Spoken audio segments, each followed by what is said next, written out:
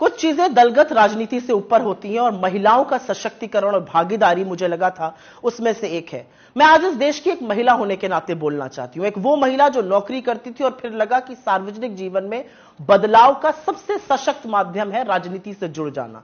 ऐसा इस देश की बहुत सारी महिलाओं को लगता है। एक आधी आबादी है जिसको यह लगता है कि उनका प्रतिनिधित्व होना चाहिए, उनको आरक्षण मिलना चाहिए। तो जब मोदी सरकार ने विमेंस रिजर्वेशन बिल की, महिला आरक्षण की बात की, तो हम प्रफुल्लित हो उठे। हमें लगा चलो जो काम हमने शुरू किया था, जिसकी ओरिजिनल शिल्पकार यूपीए की सरकार श्रीमती सोनिया गांधी थी, हमने राज्यसभा में बिल पारित कराया था, अब वो क्रियान्वित होगा। लेकिन अब पता चला कि मोदी जी की नीति और नियत दोनों में खोट है। आज भी महिला आरक्षण पर किंतु परंतु अपितु से पूरा बिल भरा पड़ा है।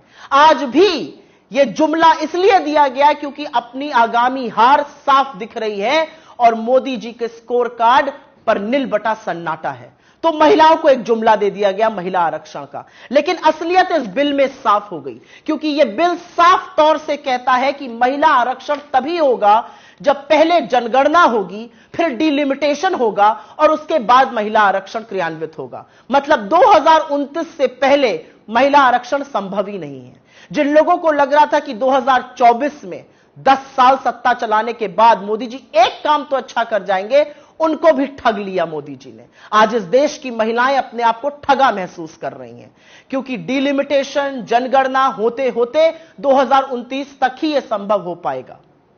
यह जो बिल था, हमारा लाया हुआ बिल, राज्यसभा में 9 मार्च 2010 को पारित हुआ था।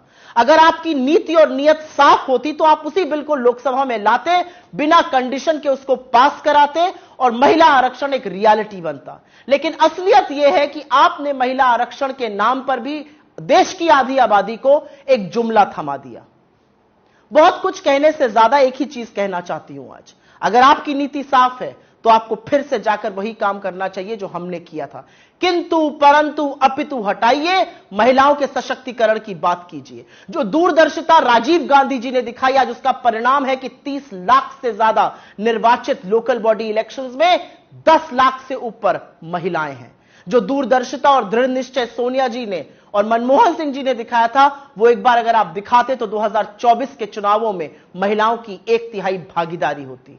लेकिन अब जो आपने किया है वो एक इवेंट था, वो जुमला था। आपको नए सदन में जाना था, एक बड़ा इवेंट करना था और बड़े इवेंट को करने के बाद निकला क्या? खोदा पहाड़ और निकली चूहिया। खोदा पहाड़ और पता चला 2024 में नहीं, ये तो 2029 में शायद संभव हो पाएगा। अगर आप चाहते तो आप जनगणना 2020 से 23 के बीच में करा सकते थे। सब कुछ हुआ लेकिन जनगणना नहीं हुई। फिर भी आपने जनगणना को और डिलिमिटेशन को एक क्राइटेरिया बनाया।